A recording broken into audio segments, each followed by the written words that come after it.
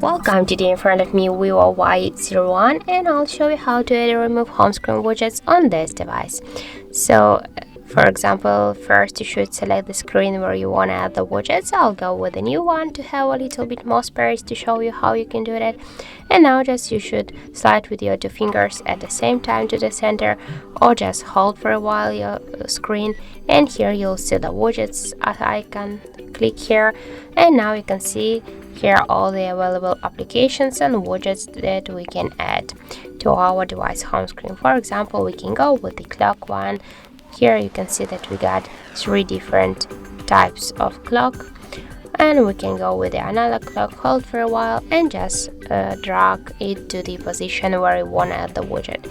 If you want, sure, we can add the widget here on the screen. Just hold for a while and drag it. Also, we can change the size of the widget here. We can make it bigger or smaller, and if you want, we can create a new widget with the on our device screen, or also we can move the widget between the screens. And if you want, we can also add here more more widgets. For example, the calendar schedule.